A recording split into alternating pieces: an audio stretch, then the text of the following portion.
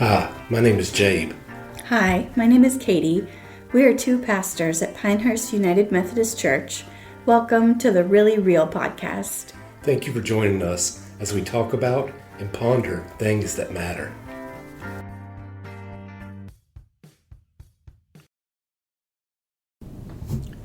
Welcome back to the Really Real. This week we are talking about social media. A hot topic for sure.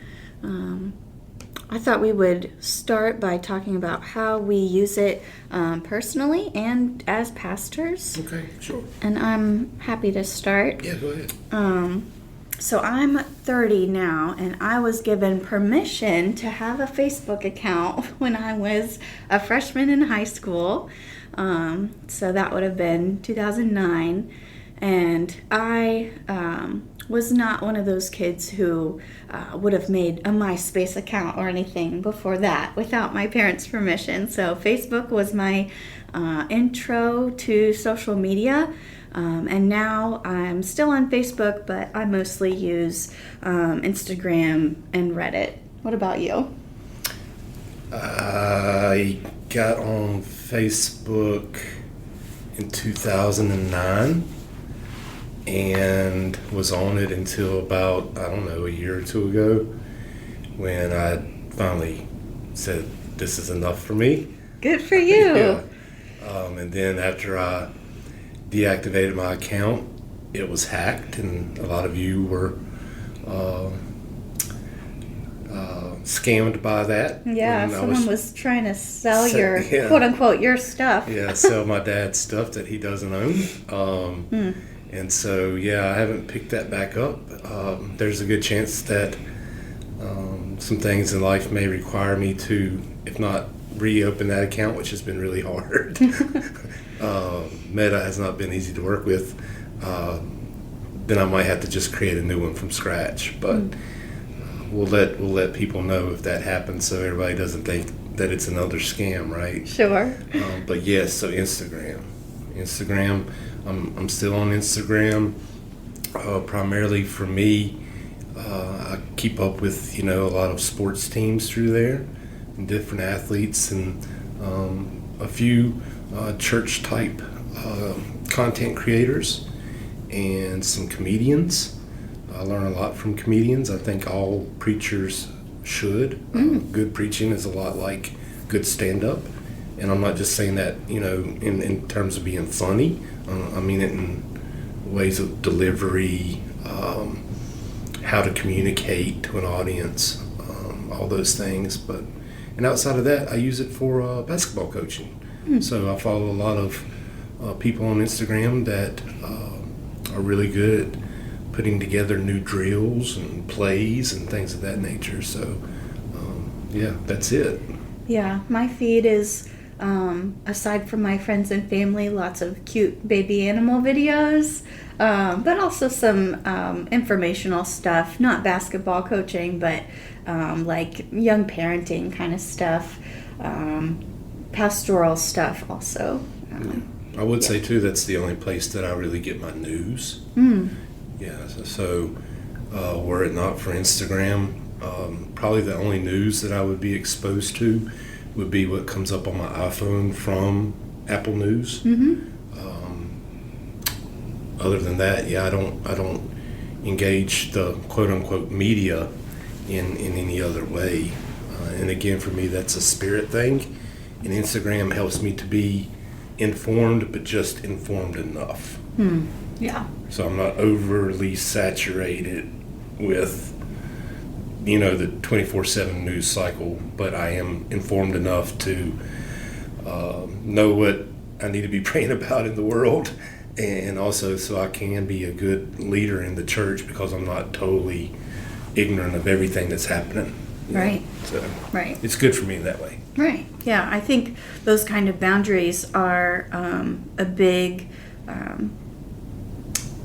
change that we've seen people who use social media need to have more and more in recent years.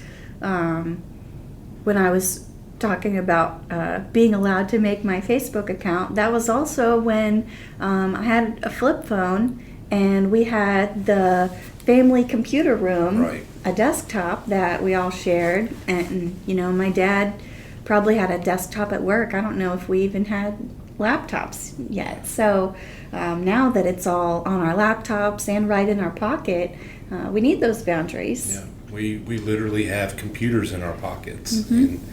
and it's always there. Yeah. Social media has also been good, a good tool that churches can use, I think. We use our church social media, our Facebook and Instagram, to tell people about different events we have coming up. During COVID, we started live streaming our worship, and we still live stream on our YouTube and Facebook pages, our 8:15 service every week for folks who can't be here in person. And it's also, interestingly, a way to provide pastoral care. Folks might DM the church page with a prayer request, or someone in need may ask for help in that capacity. So that's an interesting way. We talked on our last episode a bit about pastoral care on the internet in our episode, What is a Pastor? But I'll bring it up again that pastoral care has changed in the digital age with social media too. Yeah, when I was still on Facebook, there's so many instances where we don't know that somebody's going through something, and when I was on Facebook, that would be one way in which I would find out a lot of the times, like, oh, your sister is, very ill. I didn't know that. And Facebook was useful in that way, in keeping up with people in their needs. Yeah. Yeah. Thinking theologically about social media, we've talked about how it's a whole computer. It's like the whole world in your pocket. What kind of community can social media really foster? I am of the mind that it cannot really foster community. I hear a lot of people say that it's important for them because that's how they keep in touch with their family now. And I get that. I totally get that, and I think there's value to it in that. But keeping up with is not the same as being in community with. And that's where the issue comes in. How can media ever truly be social? We are created by God to be in community with one another, and in that creative state that we are in, us as creatures, we are not created to have instant access to someone on the other side of the world. We cannot be in community together when they are thousands of miles away or even hundreds of miles away. That's just not what was intended for humanity. We're not made that way. And a lot of what we experience these days in terms of a lack of connection comes from our buying into the lie that social media keeps us connected. What we are led to believe is connection is actually disconnection. So yeah, theologically, I don't know that you can say that it can foster community. I don't buy it. It can keep relationships active, but to what extent that relationship is actually viable is another thing altogether. What do you think? I tend to agree. I think with ways that I have seen it keep relationships in my life active, I wouldn't want to wholeheartedly say that there's no community to it. And I've seen people make new friends through online or just the internet in general. But I would agree that we aren't meant to be this connected / disconnected, just by thinking that we have access to so much that's automatically community. I think community can be cultivated with social media, but it has to be done just as intentionally as we do in person when we invite a friend over for dinner or a game night or call to ask someone how they're doing. Just because I scroll past a picture of someone and her new baby doesn't mean that I've brought them a meal or wished them well or anything like that. That would be real community, whereas me just seeing their picture doesn't foster community. It just keeps us up to date with each other. Yeah. And use that word access. I think the ways in which social media for a lot of us makes us fully accessible all the time to people, depending on our level of usage, that accessibility is a problem. Oh, absolutely. Yeah, we're not supposed to be made available for everybody who we are quote unquote friends with all the time. And there's some things about your life that you do not need to broadcast. Yeah. You don't need to use Facebook as a diary or, we used to use Instagram to post pictures of food a lot, and I feel like people do that less now, and I don't know, maybe I miss that a little, but you're right. We don't need to broadcast everything in that way. Yeah, I love taking pictures of my food. But what's happened, and as we should expect, what happens is that the commercialization of everything, so all the content that you see on Instagram and on Facebook in many regards is advertisement-based stuff, right?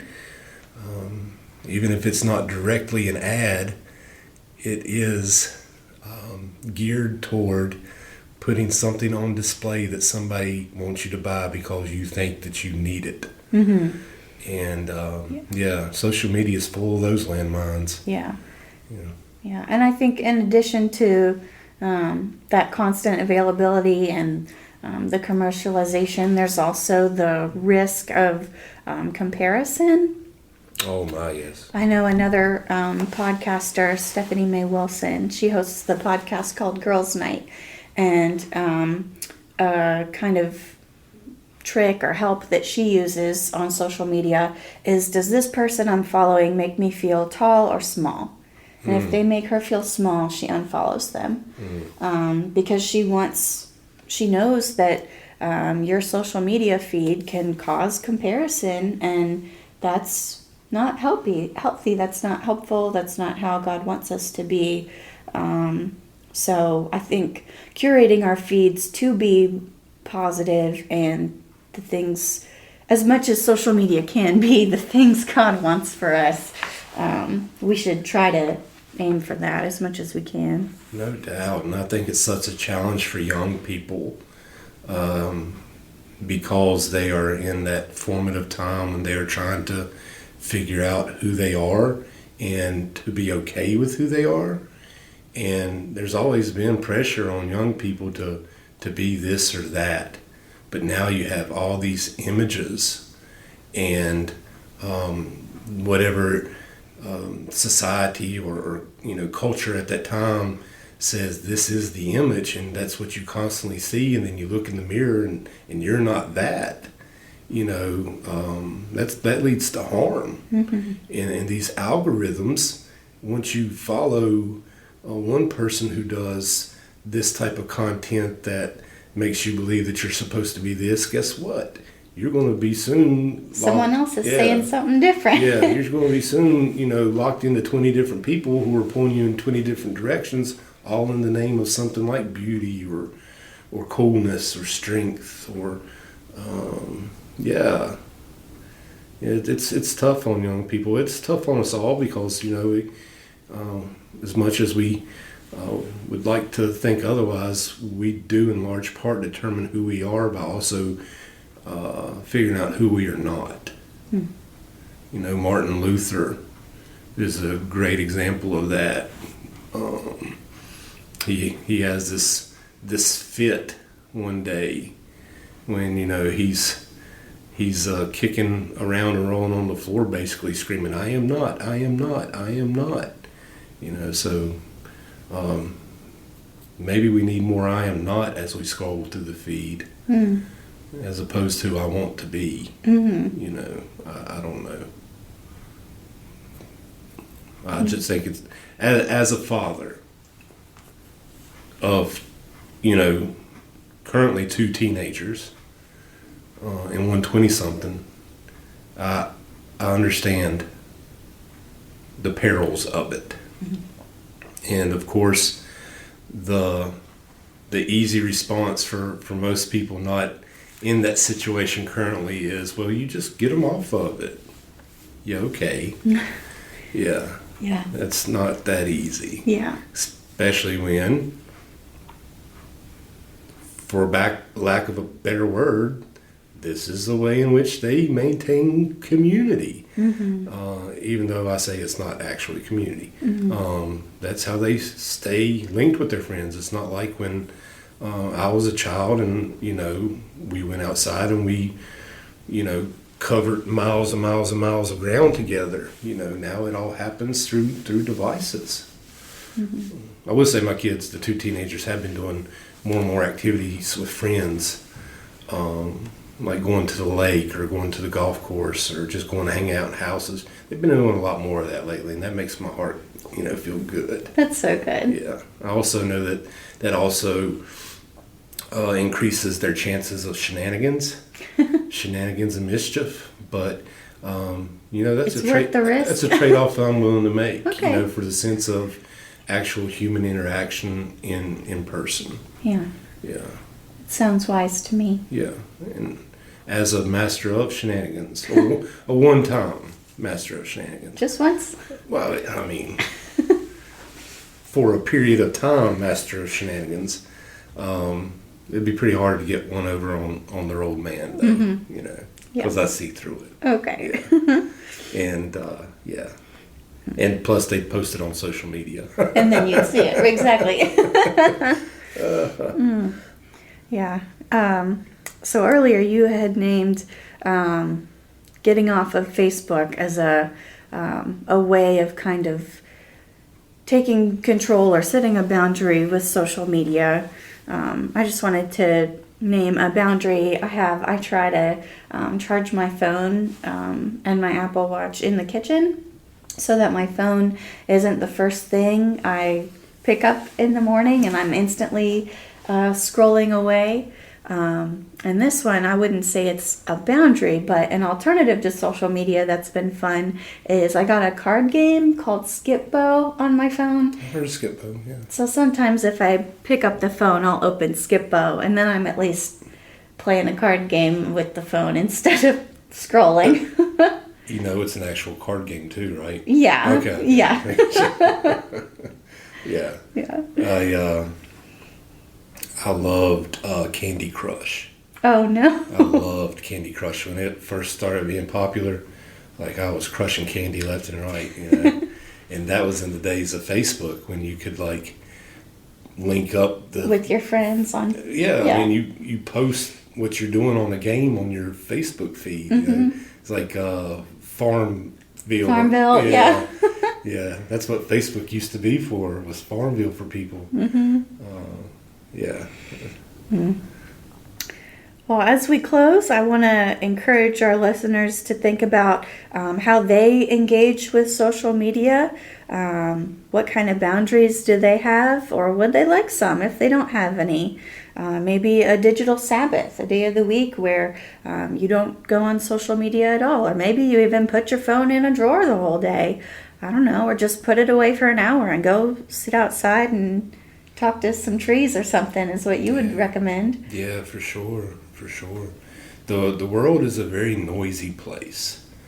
And with technology opening up so many worlds to us that are not of this world, it just becomes all the more loud. And getting outside is a way in which, the world can quiet some. I would add one more thing, and that is, for all of its what I would call negative aspects outside of keeping up with family members and true friends. It is possible sometimes to find hope through social media, and I think a great example of that is my friend Raymond Oliver, who had colon cancer and died at the age of 30, I believe it was, and just how he would use every day as an opportunity to express gratitude all the way up until he couldn't. And he used Facebook as the medium for that. And so there are positives. It's just, for me, they're few and far between now. And it's important to mention that when Raymond was doing that, social media was drastically different than what it is now. So yeah, not all noise is bad noise. We just have to be more vigilant in guarding ourselves. Howard Thurman has that great image of your island, and that island that is within you. Nothing gets past the guard with the flaming sword to occupy that island that is within you without your consent. And a lot of things reach our island because we have granted them access through our consent. And a lot of those things just don't belong there. Absolutely. Yeah. So as we engage with social media, and as you engage with social media, guard your island, guard your heart, and try to share some gratitude and hope when you can. Thank you for listening. Make sure to subscribe if you haven't already. To learn more about us and Pinehurst United Methodist Church, please visit our website, pinehurstumc.org.